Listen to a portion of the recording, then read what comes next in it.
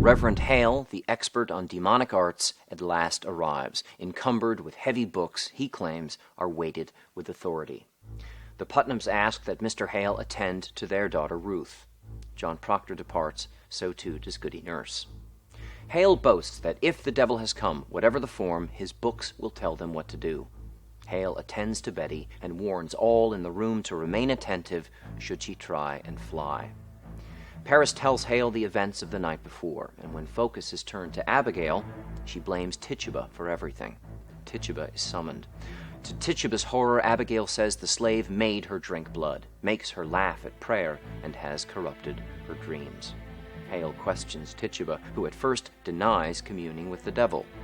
After Paris tells her she must confess or be whipped to death, Tituba says the devil has come to her, telling her that Paris must be killed.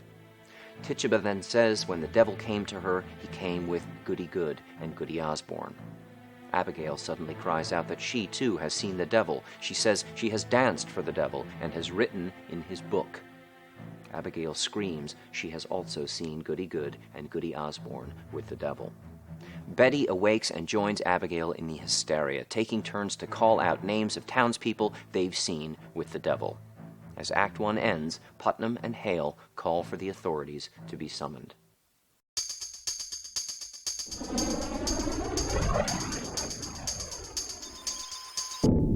The interrogation of Tituba is important for several reasons. On the one hand, Tituba would have raised suspicion for the simple fact that she was a black woman with an accent. 17th century Puritans believed blacks and Indians were without souls, so it would have been easy to assume that a slave girl from Barbados trafficked with the devil.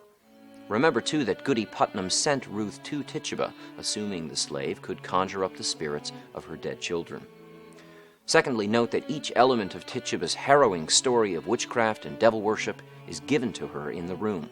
Once she is threatened with death, Tituba is quite content to serve up a devil story, the scenario of which was already devised in the heads of Hale, the Putnams, and Paris.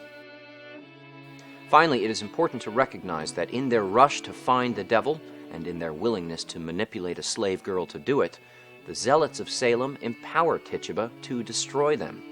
The theme of role reversal is never more apparent than it is in this scene. As a slave, Tituba was a forgotten entity with little power and even less influence. But in the context of a witch hunt, she is suddenly an instrument of God. Suddenly, she has a platform to say all the things to her master Paris she'd been keeping inside, all cloaked in the voice of the devil, of course. He say Mr. Paris must be killed, Mr. Paris no goodly man, Mr. Paris mean man, and no gentleman. Abigail also reverses her own role. A young woman with a dubious reputation in town, she is facing certain punishment for dancing in the woods and conjuring up spirits, to say nothing of what would happen to her if her affair with John Proctor were discovered. Suddenly, in the chaos of Tituba's so-called confession, Abigail senses an opportunity to empower herself as well, and she takes it. Betty follows suit, and before anyone in the room can catch their breath, Salem had a long list of accused witches.